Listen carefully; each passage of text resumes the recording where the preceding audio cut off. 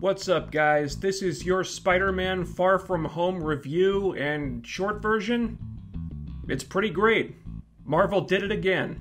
Now, before I get into this, let me preface it with something. I liked Spider-Man Homecoming a lot, but if I had one issue aside from them playing it a little bit safe, it was with the strange creative decisions they made.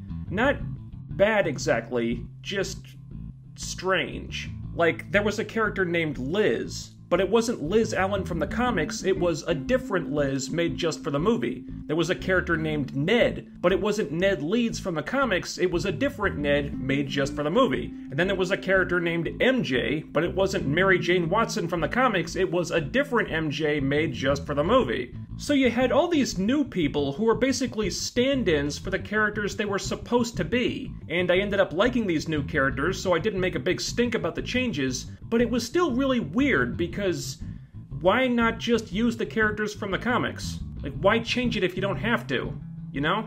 And if I had one concern about Far From Home, it's that they do more things like that. That they change more things that didn't need to be changed, that there was no reason to change, and that can be alright when done carefully, but if you're not careful, it can get away from you and spiral out of control and snowball, and then one day you wake up and Batgirl is Alfred's niece instead of Commissioner Gordon's daughter. We don't need none of that crap. So I had faith that Marvel would do this in moderation, but I was still concerned. And that mainly had to do with two things, the setting and the villain. Now the setting was changed. You saw this in the trailer, but Peter Parker is on a school trip in Europe for most of the film. So they've taken Spider-Man, the Marvel superhero most closely associated with New York, and they've taken him out of New York. And they did that with a big chunk of Homecoming too, and I don't know why. It's not anything that hurts the movie. It's not really a criticism, but when you think Spider-Man, you think New York. And putting him in Europe for this one, it just feels awkward to me.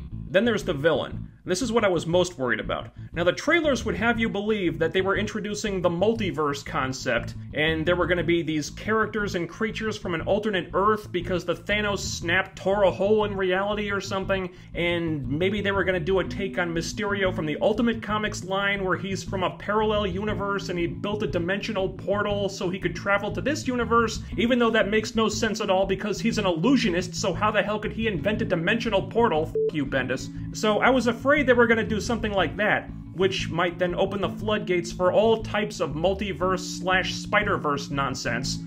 Don't get me started. Well, without spoiling too much, I can tell you that there is a twist when it comes to that, and it's glorious. It's almost as if the writers and the marketing department got together and decided to deliberately troll anyone who jumped the gun and thought that the multiverse or the Spider-Verse were going to be a thing in the MCU, and I loved it, loved it, loved it! Not only was it a great twist, not only was it funny as hell, but it perfectly fit the Mysterio character. And as for Mysterio, I didn't have to worry about him at all. Mysterio in this movie is awesome. I actually think he might be one of my favorite villains in the MCU so far, because this didn't feel like the film was doing an adaptation of the character where they change it to fit the movie. It wasn't some other dimensional interpretation of the character. No, this is Mysterio. Like he walked right off the comic page. They got the costume perfect, the way they use his illusion technology is so freaking cool, and it produces some of the most fun sequences I think I've seen in any of the MCU movies. I don't want to ruin it for you, but you gotta see it. And they nailed Mysterio's character so well. He's probably the best thing in the movie. Jake Gyllenhaal crushed it as Quentin Beck. For one thing, he's clearly having a blast playing this character, but he gives a surprisingly nuanced performance too. Forgetting everything I know about the Mysterio character and going in thinking that this was going to be a totally new version of it, I said to myself as I was watching this, you know, I can see why the characters trust Quentin Beck, but I don't. Because he's saying all the right things, he's doing all the right things, but there's always something about him that comes off as very subtly disingenuous. And of course that was by design, because if you know anything about Mysterio, you know where that was all headed. It's a terrific piece of acting. Gyllenhaal in this movie is awesome. As is the rest of it. One of the nitpicks about Homecoming was that it felt kind of small time and they didn't take enough risks, but they definitely ramped things up in this one. The action's more intense, the stakes are bigger, still has a lot of comedy, Some might say there's almost too much comedy at times, and I don't even necessarily disagree with that. But I'm not going to complain about it because it all lands. This is a very funny movie. And it has some really nice heartfelt moments too. Peter's arc in the film is about him coming to terms with Tony's death and trying to deal with the responsibility of filling his shoes because the world needs the next Iron Man and people keep looking to him for that, and Peter is trying to learn what that means and screwing up along the way as Peter Parker is wont to do, and then ultimately accepting it. So yes, Tony is basically a stand-in for Uncle Ben in this situation, which, again, strange departure from the comics, but in context, it works, so I'm not going to make it a big thing. And they get some pretty touching scenes out of this. There's one scene where Peter kind of breaks down because he hasn't really dealt with Tony's death and all the pressure's getting to be too much, and I was like, God damn it, Tom Holland, you're making me miss Tony again now. It's a great scene. Now, where I thought the movie did stumble a little bit is with the romance between Peter and Zendaya's MJ. Still feels weird that we're calling her MJ. Her name is Michelle. Whatever. It's not poorly done, but it comes out of nowhere. Apparently, Peter became very romantically interested in this girl off-screen in between films. The movie starts with him trying to figure out how to tell her how he feels about her, and that was not a thing in Homecoming. Yeah, there was that hint at the end that she secretly liked him, but he didn't see her that way yet. And now, all of a sudden, with no build-up, he's totally digging this girl. I like the relationship itself. Tom Holland and Zendaya have a good amount of chemistry together. It just felt like they skipped a step there. Where the movie does not stumble, though opinions may vary on this, is dealing with the fallout of Avengers Endgame. Now, seeing what they did here, it now makes sense to have Far From Home be the film that closes out this phase of the MCU, rather than Endgame. If Endgame was the climax, Far From Home is the epilogue.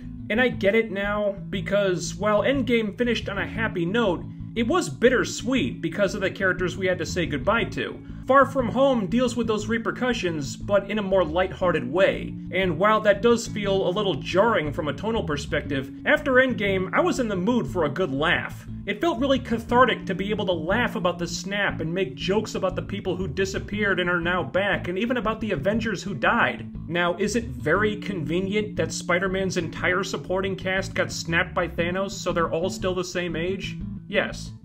Do I care? No. It's not that big a deal. Just go with it. But there are scenes of characters being like, I was gone for 5 years and this is what it's like for me now that I'm back. Or, I got snapped and my younger brother is now my older brother and that's really messed up. So the ramifications of Endgame are addressed, just in a way that makes you laugh rather than cry. And personally, I think the timing was right for that kind of approach. Now there are two things that I will take this movie to task on. Not criticisms exactly, because the movie turned out great, more like missed opportunities. The first one is Aunt May. After Homecoming ended with May finding out that Peter is Spider-Man, I thought they were going to explore that, because there's a lot they can and should do with it. Reference J. Michael Straczynski's run on Amazing Spider-Man for how that could have been handled. But instead, that's another thing that they just skipped over. Now May knows Peter's secret, she's cool with it, and that's all she wrote. So there's a big potential storyline there that the movie just passes on. More than anything else in Far From Home, that one had me thinking, why would you not want to do something with this?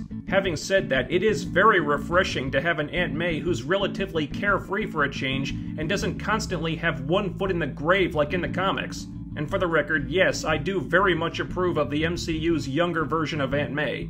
Please don't fight me on this. The other missed opportunity is this business of Peter basically being anointed as the heir apparent to Tony Stark. I like it, I like what they've done with it, but it is a departure from the comics where Peter Parker was always the hard luck hero, the guy who could never catch a break and was always worrying about money and stuff like that. That's a big part of the Spider-Man character. But in these movies, he gets all sorts of breaks. He's got access to all of Tony's technology and resources, so he can call a Stark jet to come pick him up wherever, and he can whip up a new tricked-out high-tech costume whenever he needs one, and I just wonder if that takes away too much of what makes Spider-Man who he is, and are we just eliminating potential stories that we could tell in the future by doing this? It's another one of those different interpretations that ultimately I can go along with because they make it work.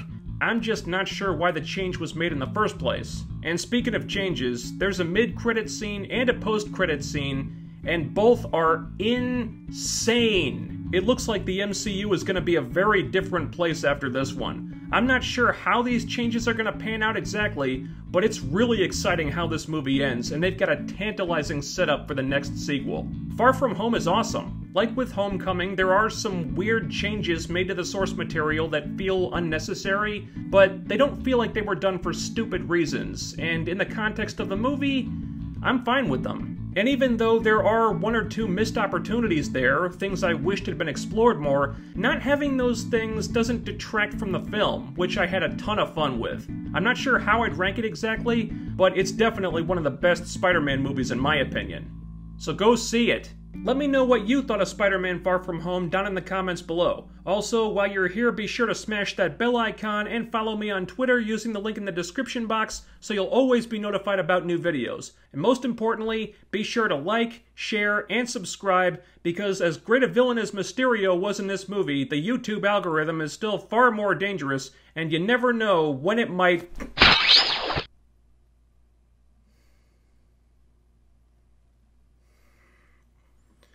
Like, share, subscribe. And do it fast. I don't know how long this webbing's gonna hold.